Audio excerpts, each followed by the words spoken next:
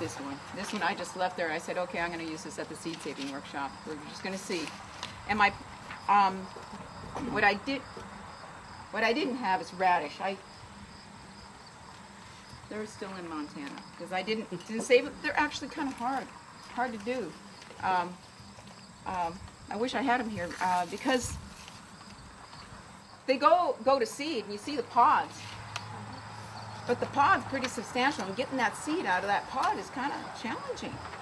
And so, even if you grow some radish and you know they're crossing with each other, and in that case, I didn't control the radish seed, but I found what I learned, by not being a perfectionist, was it's hard to get radish seed.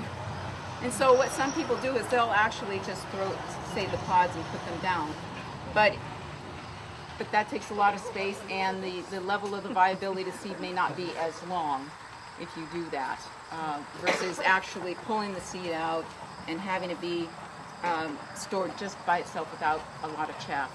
So that's dry seeds, and so you can see that's a straightforward process. I want us to go out in the garden because I want to show about some pollination, and a classic with that are cucurbits. We planted a whole lot of squash, and squash are notorious for cross-pollinating, and there are some like 4 different species of squash, and if you know what they are, you can do one of the forms of isolation. I'm going to talk a little bit about isolation methods, and if you have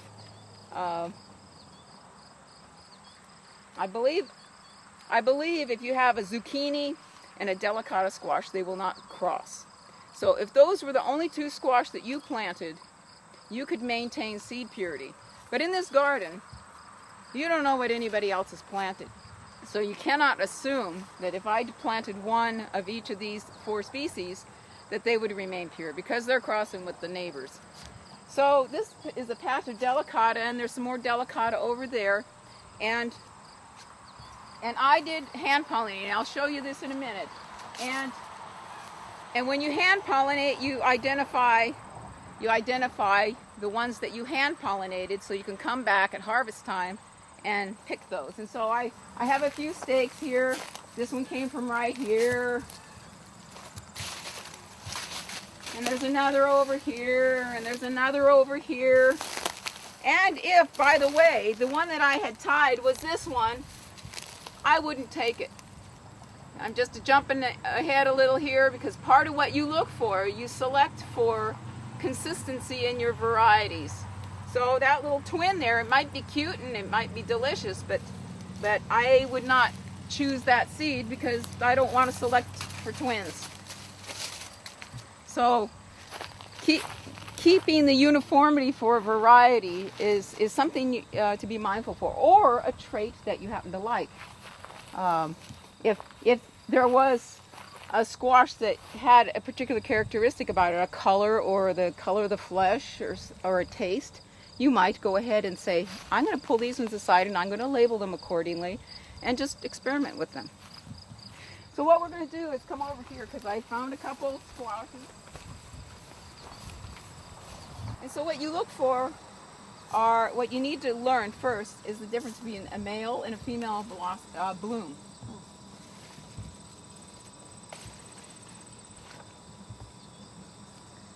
Oh yeah, I see it. You have the womb right here.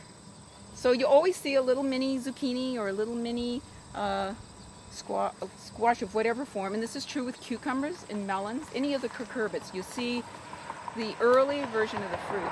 Sometimes that helps you identify the plant too. These are gourds, but they're a great example. And if you look at the difference in the anatomy, here are the stamen,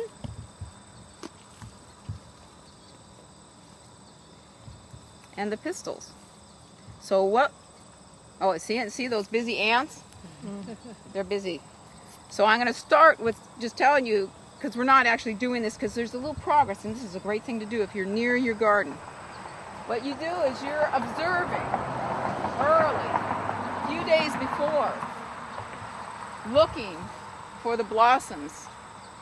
And here's the male. And I could say I want this male, because what you're going to do, and this is kind of addressing the numbers, you want squash, and this isn't a guide. I've been using the guide, and so I don't remember all these numbers. But if I wanted to do this plant, I would review, and I would say, oh yeah, cucurbits, I need to keep some genetic diversity within that species. I'm going to choose 6 plants, and I'm going to get some various blossoms from those 6 plants. And here's the male, and I may, if I've identified this a few days before and I want to lose track, I might put a little flag. And I'm going to identify a young female. Well, pretend this was the one. But you see, this blossom is closed. That's what's important, because they open first thing in the morning. I tell you, if the sun has risen and you want to do this and you have not closed the blossom, you will find the insects in there as soon as it's light. So you are to come the evening before and put a piece of tape across that. And so it's going like this, wanting to open. And you come in the morning and you pick that male and you expose him. And then you've done the same with the female. And you very carefully open.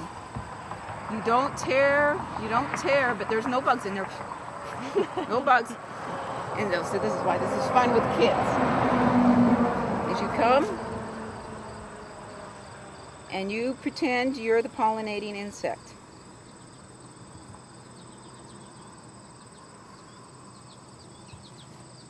And then you take your piece of tape and close that blossom, and no holes. Because these blossoms are only open for a day, it gets pollinated.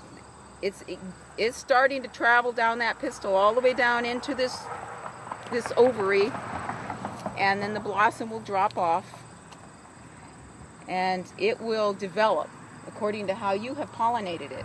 And you come with your tag, and that's why I just use a rag. I just keep little rags, and if you want, you can flag that right away, because it'll help you find that later.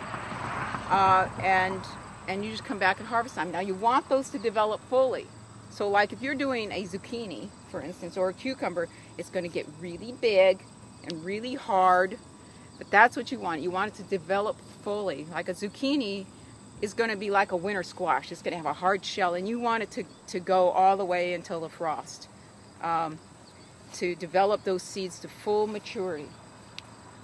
So this is a hand pollinating thing. Now you can do that with a cucumber. Well, the cucumbers have been pulled.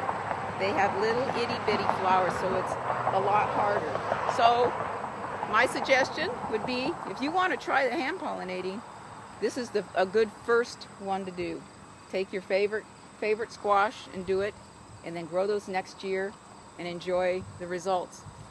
So it's a lot of fun. So that means think ahead too. Make sure you plant 6 zucchinis. Or have your fellow gardeners in the gardening plot, everyone do one and say, can I have one of your zucchinis? And then you don't have to have all those zucchinis. So you just kind of think ahead a little bit. So that's it. So here's one of the results, and then the seeds would be harvested. We can do that. Okay, let's go back to the table. What I would like to point out about cucurbits, especially, all the squashes and melons, those seeds are thick. And when you dry them, it's difficult don't skimp on the drying. Let them really dry a long time, because if there's any moisture, they will mold. And then you've lost your seed. So, there's a certain crispness to a squash seed that's been saved. If there's any flex to it at all, it's not enough. So, but another wet seed method is referred to as fermentation. Anything that's goopy. I love looking at the anatomy of the plants. When you do the seed saving, you get to know how they're structured, and I just kind of wanted to remark about that. There's, we've all seen cross sections of tomatoes, and so I'll look and I'll